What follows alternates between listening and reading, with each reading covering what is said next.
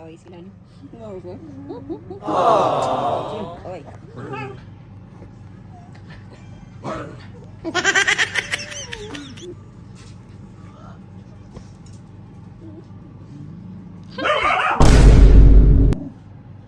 La.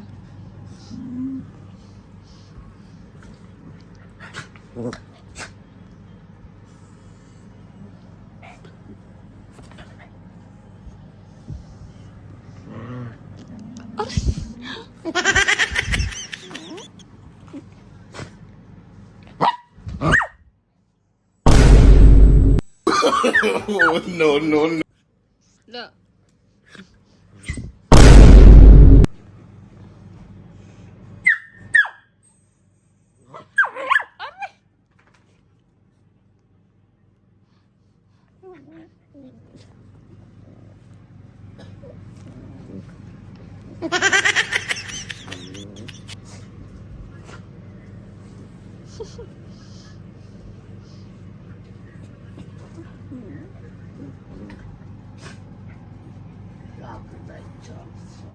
Sarap tulog, Wana. Nakabuha nga pa talaga, Wana. Sarap tulog ng aking mga bebe. Meron pa doon isa. Meron pa doon. Meron pa sa ilalim na higaan. Mga aircon pa, mga bruha. Ayan.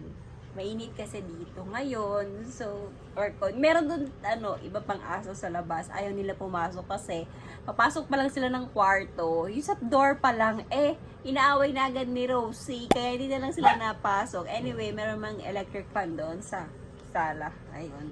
Tapos mas maluwag yung space nila doon. Mas okay. Compare dito sa kwarto. Tingnan mo, ang sikip. Pag-unti lang ng space. Oh. Ayan. Si Rosie. Ayan, yan yung malditang yan. Yung may nag-ano sa ilalim. Si Hyper yun. Tsaka sino pa yung nasa, sa brown? Nasa ilalim na higaan. Ibabaliktad namin tong higaan. Kasi, ayan, kinakain ni Ito, tingnan nyo, may butas na naman yung aming, kakabili pa lang nito. Bibili pa lang ng aming, na to foam. Tapos, Hyper? Hyper.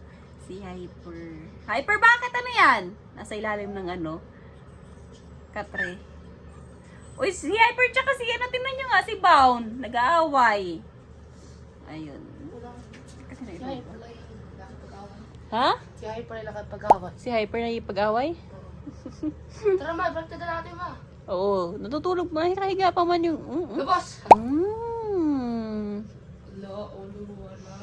Ayan, ang aking mga bebe love.